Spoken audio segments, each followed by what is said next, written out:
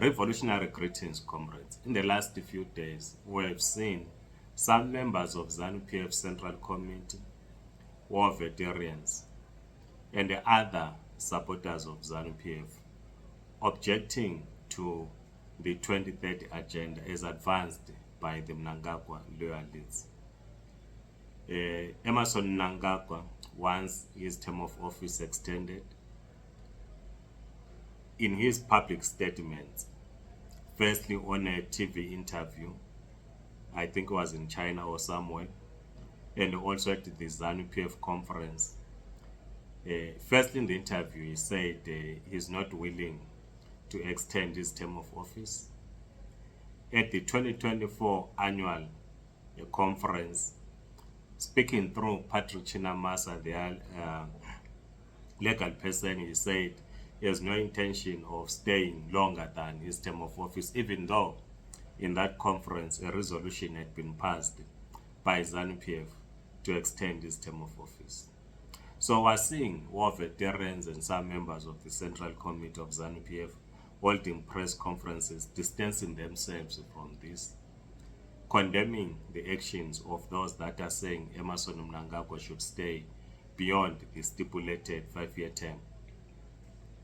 There are, of course, others in the opposition who are calling on us to join hands with a faction in Zanu PF that is opposed to the 2030 agenda. We are saying our strategy is to dismantle Zanuism as a political and economic ideology. We are not going to be pushed to belong to one faction of Zanu PF. Work with one faction whose clear objective is that Zanu PF must remain in power under different leadership. That's what this faction in Zanu PF is led by war veterans and Central Committee members. They are saying Emerson Mnangagwa's term must come to an end, he must go, another person takes off. So to them, Zanu PF must remain in power.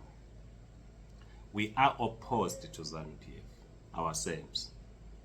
This is why we will not be forced to work with a faction in Zanu PF. In 2017, the majority of us celebrated the departure of Robert Gabriel Mugabe, who was president then. We did not celebrate the coming in of Emerson Mnangagwa as president. We must draw lessons from 2017. There was hope in 2017 that when Emerson Mnangagwa came into power, a unity government was going to be established. You'll remember in November 2017 at the National Sports Stadium, where opposition leaders attended the inauguration of President Emerson Mnangagwa. You talk of the late Morgan Tsvangirai, you talk of Nelson Chamisa and others that attended, because the perception was that a government of national unity was going to be established, push forward the elections, allow government to work on electoral reforms, so that when elections were to be held, were going to be held in a peaceful environment where the outcome of that election was going to be accepted by every contestant in Zimbabwe. This, of course, did not happen when Chinamasa said it was their thing, it was their Zanu PF thing, and as Zanu PF they need to be allowed to do what they have to do or what they needed to do as Zanu PF. We are back to where we were today. It is a Zanu PF thing. Zanu PF should be allowed to do what it wants to do without us getting inside and supporting one faction over the other. Our strategy, as I'm saying, we want Zanu PF gone like yesterday.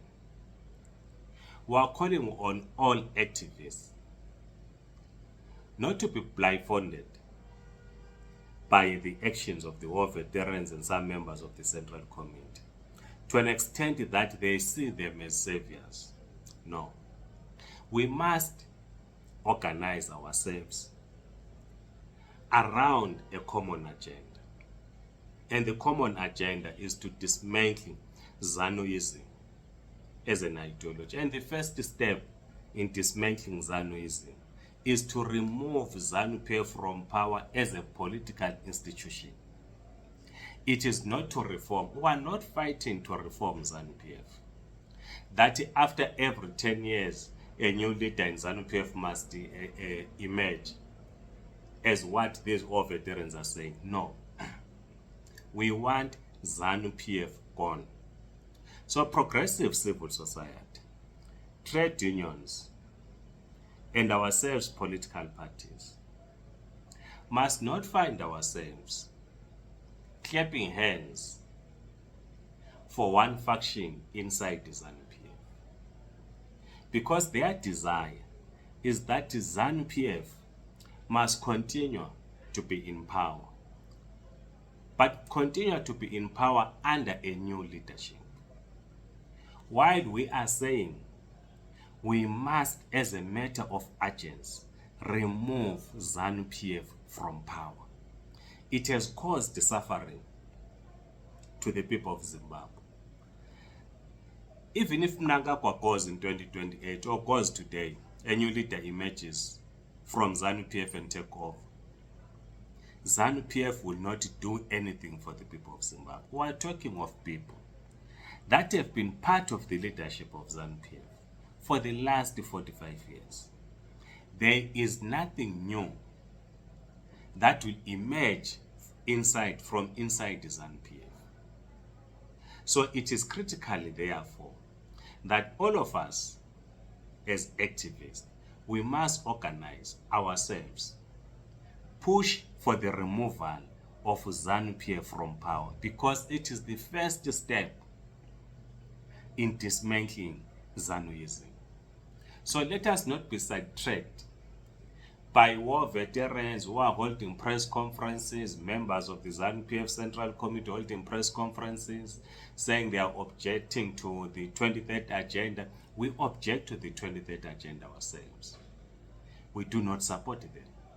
We do not support a faction inside the Zanu PF.